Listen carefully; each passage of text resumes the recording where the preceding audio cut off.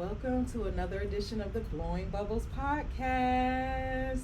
Ladies and gentlemen, you are in for a treat. I have none other than the beautiful Karleh. Hello. How are you, Queen? Good. How are you doing? Thank you for having me. Oh my goodness, thank you for being here. Thank you. This is like such a pleasure.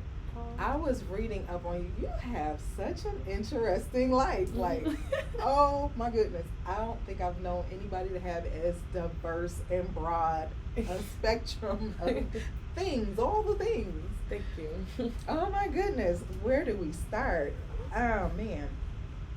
So you have, first of all, you are a singer, songwriter. How long have you been singing? I've been singing my whole life since I was a kid. My family's musical, so it was like a requirement. We had to know how to sing. That's hilarious. Yeah, my family is musical too, but they didn't care. They didn't know I could Really? sing till I was 23. Oh, that's so funny. Oh no, we Yeah. had to sing like when we had happy birthday gatherings. We all had to harmonize. Ooh. Then we had to play instruments. Oh. I didn't get to choose what instrument I played, so Interesting. Yeah, Yeah, you are a it was drummer very and what, intense. sax? no flute. Flute. Yeah. Let's blow for that. I love it. Now, do you drum? You still play drums? Not really. It's like it was the first instrument my dad taught me, so I still know a little bit. I really want to start practicing more though, but sometimes I just feel like a fidgety. I'm kind of fidgety as you can see. So if I see a drum set, I'm gonna sit down and start playing. And you're going to set it off. Oh, my goodness. I love it. I love it. And how about the flute? Have you played recently? Not really. Sometimes like randomly, I'll just see if I still got it, but I haven't like played. I haven't like recorded myself or anything. Man, Lizzo made the flute kind of popular again. She did. Everybody was sending me that when she like blew up because they were like, "You need to do this," and I'm like, "Okay, I don't want And to." now 3 stacks is not like. Yeah, I really actually didn't like playing flute. I was didn't? really good at it, but I wanted to play basketball, and band camp was at the same time as basketball Yeah. camp. So I used to sneak out of band camp to go to basketball camp. Also, band camp was in the heat. That's what Yeah, in the air outside. conditioning. Yeah. You know, in the gym. So it was like, but I was really good at it. Okay. What position did you play on hoop? In basketball, I played small forward. Okay. You must have had a big team. Because you're tall. You think I'm tall? No, Yes. usually when I play basketball, I'm not tall. I'm short. That's why I said you must have had a big team. I always had. So I played a couple. Like I played in Louisiana. Then I moved to California when I was in high school, and I was one of the bigger girls, but I still wasn't the tallest or the biggest ever. Mhm. Yeah, Yeah. I get humbled when I play basketball because I'm reminded that I am short. Listen, she is statuesque. Thank Listen, you. yes. Oh my goodness. Now, how long you been in Georgia? 3 years. Ooh. Yeah, it's been 3 years. It's starting to feel like this is where I live now. I've been here almost 12 and I still don't feel like that. Really? Yeah. I don't know, I just never really embraced it as home. I moved here from Las Vegas Okay. and I miss Vegas. The first time I went, and I didn't know about Quick Trip, y'all, so Atlanta people don't come for me. Do not come for me. But I was about to run out of gas one night and I couldn't find an open gas station. I'm like, gas stations closed here? I was offended. Everything closes. Even MARTA is not 24 hours. Like, what's up with Yeah. that? All the factories and warehouses here that have shift work, why is transit not 24 hours? And that's confusing to me. Yeah. I digress. But yeah, I mean, Atlanta has really been good to me, but I've been trying to go back to Vegas ever since. Really? I And- used to go to New Orleans every other week. And Really? this is the first year that I've not. So, but the last couple of weeks I've been going more.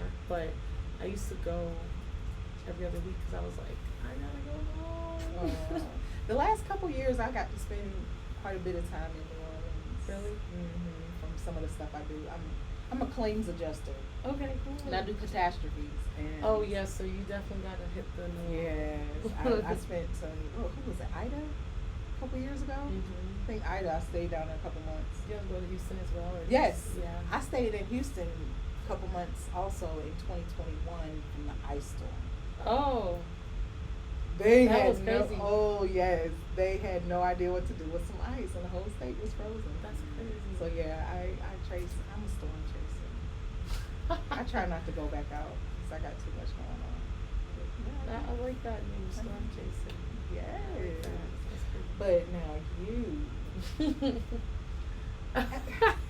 Listen, your resume is so broad. I can't. And you said it's about to be a lie. It's so funny because I actually had someone type that for me because he's always bragging about how many things I do. And he was like, I was like, oh, they want to know, my occupation. He was like, he typed it all out. And I was like, yeah, that's true though. These are all the things I do. Yeah. So, okay, you're a published author. Tell me about your writing. So I actually have a book. It's called Overcoming Intimate Partner Violence. Yeah. So I was really, taken aback by the previous interview because that's something that's very near and dear to my heart. But Wow.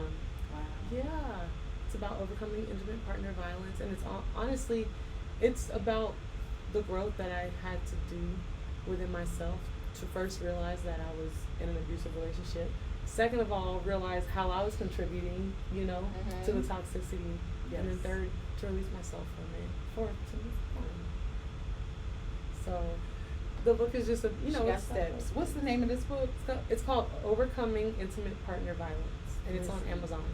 Y'all need to get this book. If you have even remnants of this situation, if you know someone, even if you might just want to get one to have it on hand in case you encounter somebody. I'm telling you, there's so many people who just don't even know where to start to put one foot in front of the other. Yeah, I mean, a lot of people that read the book told me that it was very relatable, and they thanked me for writing it. So I definitely recommend you guys to get a copy. It's on Amazon, and if you have Kindle, I think you're actually able to download it for free. So we have no excuses, okay? Okay. I love books that have a healing component, and you can give people some actionable steps to just change your circumstances. As we heard, so there was a previous guest in the room when Karleh first arrived, and there was a story being told, and that young lady in that story was not so fortunate, and she lost her life because she didn't have the tools and the resources nor the mindset to walk away from that situation. So this is very serious. Don't let anybody continue to make excuses. Don't dismiss it. Look at it for what it is. I personally know what that is like, not acknowledging it for that. It wasn't until this year, and my explosive situation happened in 1993, and I didn't recognize it all these years, didn't acknowledge it as domestic abuse until I wrote my book, and I was working with a PR person who is talking me through how to market it and who it might be for, and he said something about domestic violence. I was like, well, that's not my story. He said, excuse me, that whole chapter. Yeah. That's your story, right? Yeah. I still, 30-something years later, did not acknowledge it. So I can imagine some people who are still in it understand that's what it is, and do not dismiss it. Do not ignore it. Your life could depend on it. Your life can depend on it. And, I think sometimes the biggest misconception about being a victim is feeling like, well, I was wrong too, and I did certain things, and it's like, okay, yeah, we're not perfect as humans, but at the end of the day, if someone is exerting power over you, whether it be financial power, emotional, mental, all of these things are types of domestic abuse. Okay? Isolation. Sometimes it's not physically violent, but that doesn't mean that it's not harming you. Right. So, it's abuse there. yeah. Yes. Controlling, manipulation, all the things. Look at it for what it is. That is your first step to healing and moving on. I like that. I love that. I'm definitely going to get a copy of the book, at least one copy. I'm Yes. going to keep some on hand. I do this thing where I'm calling it an emotional library, and books that have this kind of healing component to them. I get it, read it, sign my name in the back, and when that right person comes along, I share it. Oh, I love that. And then tell them my only requirement is that you read it, number one, and two, that you sign your name and give it over. It's like an emotional library. Yeah. So we just keep paying it forward to this story that's going to keep healing, and before you know it, you never know, it might make its way to Australia or something. Right. You just don't know. So I encourage you to try that with your book. I love that. I love that idea. Thank you. You're welcome. You're welcome. Mhm. Now the music, Karleh. Thank you. Ooh. Thank you so much. Oh man. So what is your greatest inspiration musically? You mean like artists or like? Whatever inspires you to to bring out your best performance. Artists that inspired you from old school to new, or whatever makes you light up when you're performing. Honestly, my inspiration is the people I'm connecting with, whether it's in the audience or people that are streaming the music and commenting. I love the response, and to see the response, and to see that we're all connected. I love that. I love that. A lot of people forget their audience. Oh no, I love the audience. A lot of people forget their audience, especially with so many people becoming internet sensations. Yeah. They're here all the time, and That's they're true. not really connecting with a real live audience. Yeah. I love that. Thank you. I love that. Yeah, I've been having a lot of live performances lately, and I actually just was offered 2 residencies here in Atlanta that I'm really excited about. Okay. Yeah. Have you committed yet? Yeah, so actually already so last Friday was my first Friday at Rose Bistro and Champagne Bar in Atlantic Station. So that's gonna be every Friday, and then at Blue Martini we were doing Thursdays, but they actually just promoted us to Saturdays. So we're there every Saturday. Come on for the weekend. Yes, and it's just so fun. It's been really fun performing in front of live crowds and just soaking up the energy. It's such a rush. Yes. Yeah. Yes. Now, one other interesting tidbit about you that I love. I'm a wordsmith. Polyglot. Come on now. Yeah. Come on now. So tell everybody what that is. You are A polyglot. You are linguistic. Yeah, that speaks Love multiple it. languages. Yes. Yes. So usually you say bilingual if you speak 2, but I speak more than 2. So Yes. polyglot. Give me some Portuguese. Eu falo português. Você pode falar? I can't respond, but Okay. Now I do know a little bit of Spanish, but now Portuguese is Portuguese is so pretty. It's a beautiful language, and I spent time in Brazil, and the way that Brazilians speak Portuguese is beautiful as well. Mhm. And Brazilian people are beautiful. They have such an amazing spirit, their aura. Everything's just amazing. There's some words in Portuguese actually that in Brazil at least that cannot be translated to English, and I think it speaks very well to their culture. So one word is saudade. And saudade means I can feel that you are missing someone or you're missing something. So it's almost like saying I can tell you're grieving, or I feel for you because I can tell you're a long way from home. It has so many meanings in it, but it's so beautiful because when I was in Brazil, I was grieving my grandfather and I was far away from home, and people kept coming up to me and saying saudade. So consoling you. Yes, and it was just so touching. Strangers would say that, so it was really touching. I just think it's a beautiful place to go. Now, did you get into speaking the language before you went to Brazil? Yes. So actually, it's so crazy how I learned Portuguese. My dad is an artist musician. So when I was a kid, I was probably 10 years old. He went to New Orleans because we lived in Gonzales, which is outside of New Orleans. But he went to New Orleans to do a performance. And when he came home, before he came home, he met this lady and she gave him a CD. And he came home and gave me the CD. He said, I don't know what language she's singing, but this is good music and you need to learn it. So I listened to it, and I didn't know what language it was, but I learned all the words, and it was Portuguese. Come to find out years later, when I got into Yale, I found out I had to study a language to graduate, but I didn't want to do Spanish because I already did Spanish in high school. I grew up speaking Spanish, you know, so I wanted to do something different. So I chose Portuguese, not knowing that all those songs I was singing was Portuguese. And then my professor, after a while, he was like, are you Brazilian? Do you already know Portuguese? Like, because your pronunciation is really good. And I was like, I don't know how I know this language. And it took me a while to realize that those songs were Portuguese. So now when I sing them, I know what I'm saying. Yeah, that's amazing. But we're going to back up a little bit. Okay. We will not gloss over when I went to Yale. Wait. I mean, I already knew that because I had to study a little bit. But Yale graduate. Can we rest on that? I think she's my first Ivy Leaguer, so we're going to rest on that. Let's blow some bubbles. Let's blow some bubbles. Oh, you were elite with it. I've been doing it for some years. I gotta Blowing get bubbles better. is a release for me. Really? I started doing it when I was grieving. Really? Yes. Oh, this is so cool. I love it. And you can't blow bubbles and be mad and sad at the same time. You Like, it brings can't. you joy. It really does. But yeah. So what was the lead into even applying to Yale? Was that always a dream? No, I didn't even know Yale was real.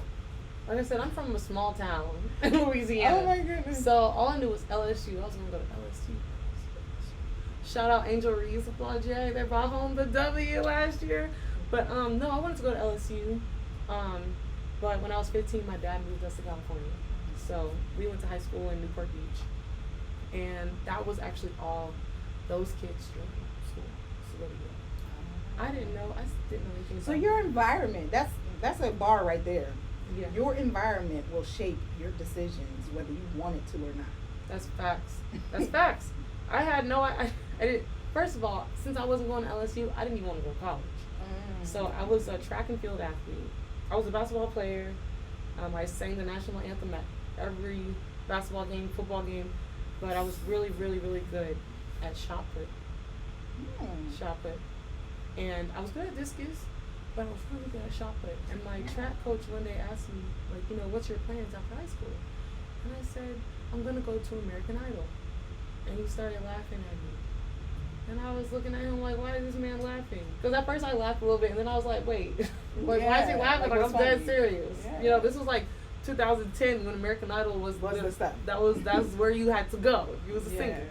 So I was just like, so he was like, bring me your report card, and I'll help you figure out, what you're gonna do. So the next day I brought my report card to him, and he saw that I had all A's, I had AP classes, and my GPA was like a 4.75. And he was like, why would you go to American Idol?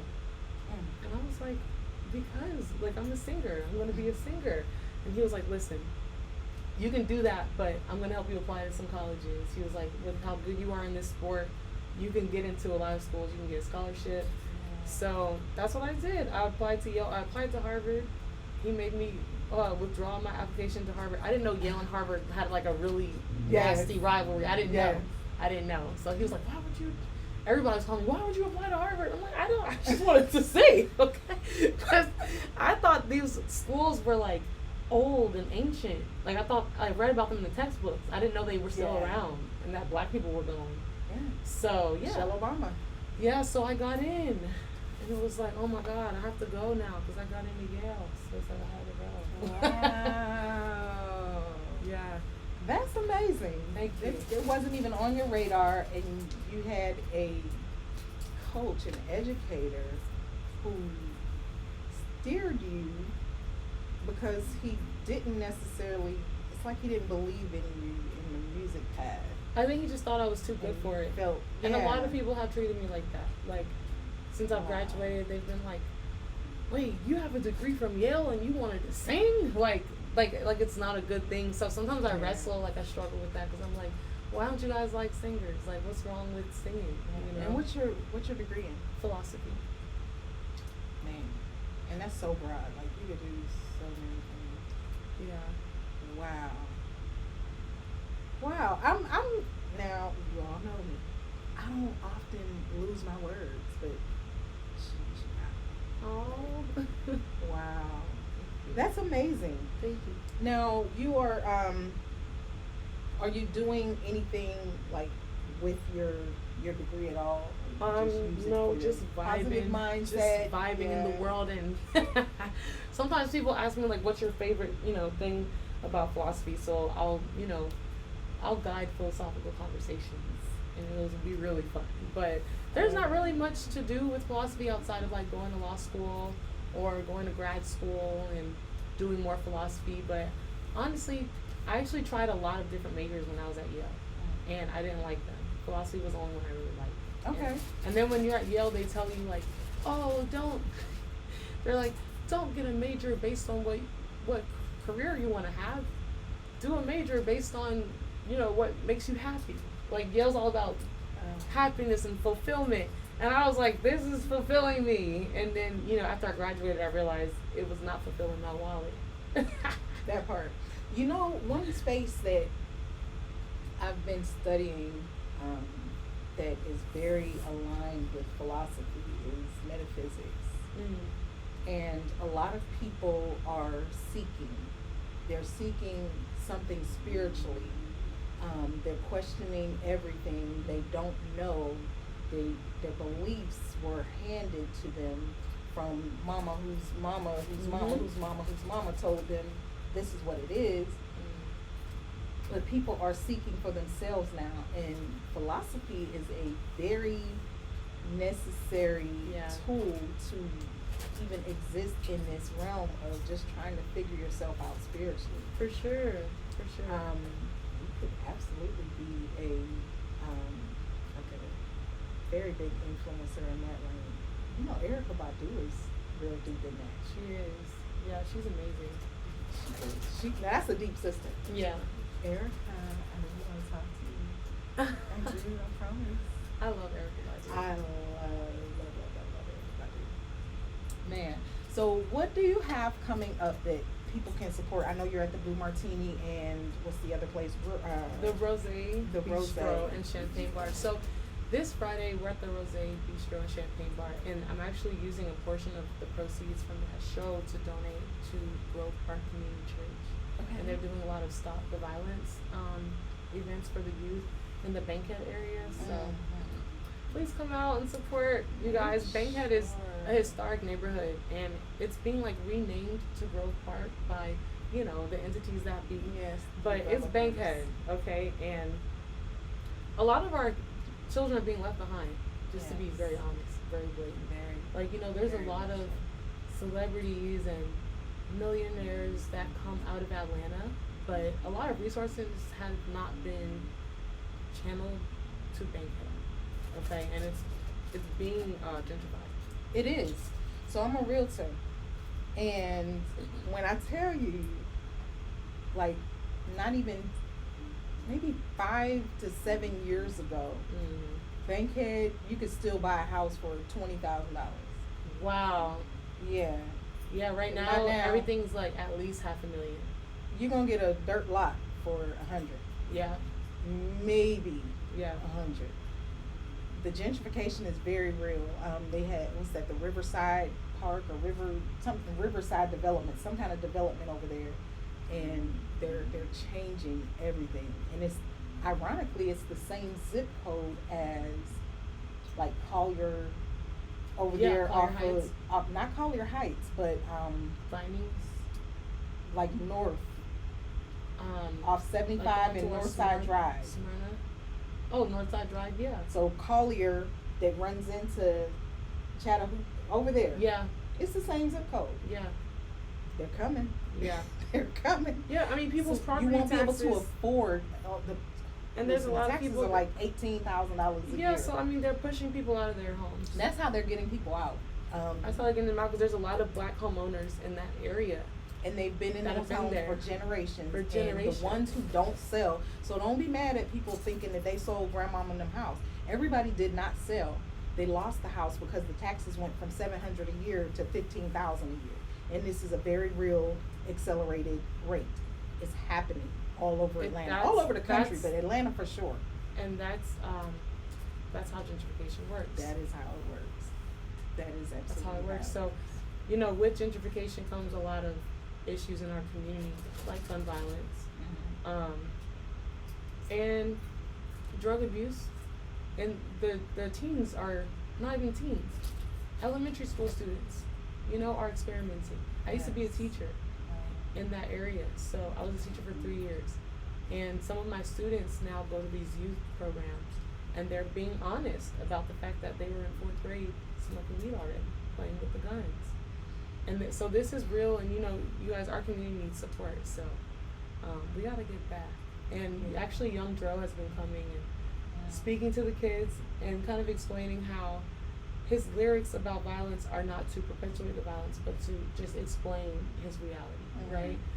So I really appreciate Young Dro for being a part of that. Lil Bankhead, Sierra, and I would really encourage more artists to speak up and come back to the community, that they grew up in to help these kids, because they have a very bright future. These kids are really bright. They really are. They're really smart. They just need somebody to inspire and encourage them and show them by action. Don't just tell me, let me see you doing it. They also just need more than we do. And they're exposed to way more. So their brain capacity, they're learning faster, right? So they need to be fed. And yes. Yeah. So if there's nothing around them to consume that's positive, they'll consume the negative. Yeah. Yeah, absolutely. Absolutely. Well, I'm so honored that you have stopped by the Blowing Bubbles podcast today. Is there anything that you want to leave the people with? Anything you're working on? What do you want to share? I just am really excited to be in this space, and to be doing these live performances. I also have some shows coming up in New Orleans. I have a really big show, August 26th in New Orleans. But make sure you guys come out and support me here in Atlanta, because, like I said, I am always giving back to our community. And soon, I'm going to be on some really big stages, and it might not be $10 to get in anymore. Yes. You guys need to come now. Come now. Yes. So where can people find you, follow you, support you? You can find me everywhere at Karleh Music. That's Karleh Music. So my website's actually karlehmusic.com, and all of my socials are there. On Instagram, I'm Karleh Music, and on YouTube as well. Nice. Thank you so much for joining me. You all, this has been a pleasure. This lady has, I didn't even dig all the way into the resume, but she is dope, and very talented. So find her, follow her, support her. Get your butt to Blue Martini, and get your butt to Rose Champagne Bar and Grill. Did I say it right? Almost. Rose. You'll know. Find her. Just go to her socials and tap into everything she's got going on. And you know what else? I want you to stay poppin'. Stay poppin'. But let me do this. I'm getting better at it. Let's get it. Yeah.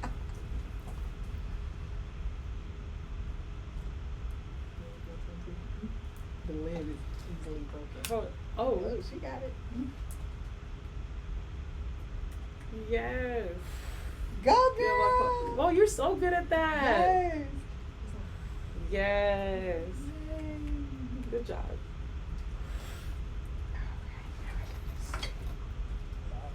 Oh my gosh, thank you. Thank that was you so so dope. much. I was You did so good, Kari.